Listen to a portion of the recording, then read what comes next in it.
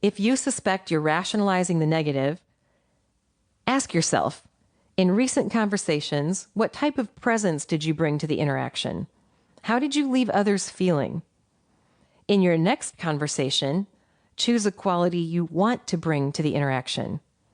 Do your best to project that energy. You may need to stop cutting yourself or others off at the knees. You may be in a pattern of limiting success before you communicate by forgetting to monitor your energy. Set aside disbelief. Success is possible even when it's not probable. Your self-talk will be the first type of communication you revise. Then, you'll notice your outward communication becomes more creative, productive, and attractive to others. Settling for good enough is the fourth hidden challenge. When we settle as communicators, we do just enough in a way that's good enough to get by. C+ effort is what we expect from ourselves, and it becomes all others can expect from us. Sometimes we employ or accumulate yes people to nod their heads and agree with us, making it convenient to avoid learning what people really think. At other times, we may be feeling burned out and need to rest and recharge our batteries so we can be more fully present as communicators. Folks I've seen kick this settling for good enough habit need some way to be made aware of it. Nice to meet you. Thanks for picking this book. They may be low on intrinsic motivation, the fire in our bellies that helps us strive, or they may need to reorder their priorities to allow themselves to show up more fully, but for fewer engagements. If you suspect you're settling for good enough, sometimes what we stop is just as important as what we start. You can decide to stop being content with just getting by in situations that resonate with you. You're destined for greater things in those scenarios.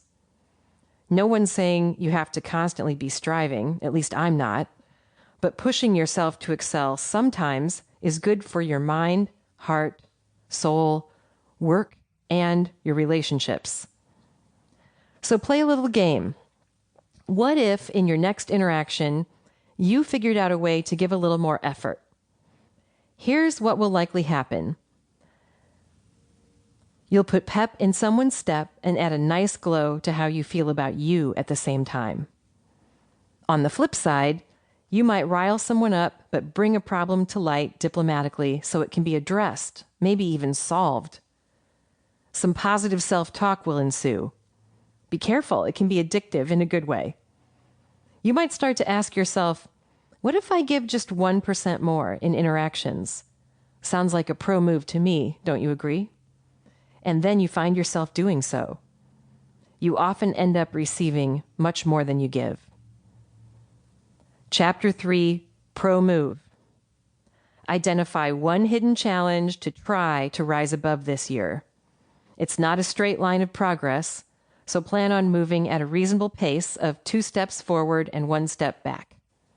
Baby steps are perfectly fine as you develop courage to take risks to grow as a communicator.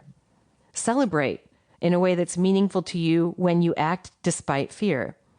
Don't wait for someone else to celebrate you. Reward yourself. Chapter 3, Exercise.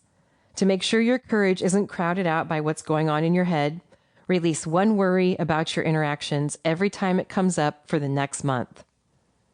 Choose something you're doing your best to improve, or perhaps that you recognize is outside of your control. For one of my clients, this was worrying about her accent, not easily changeable. For another, it was putting aside worry that her face would flush when she's presenting. Write out your worry.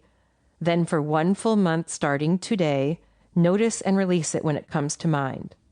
Use a mantra if you like. I have this worry. It does not define me or rule my behavior, and I'm releasing it now.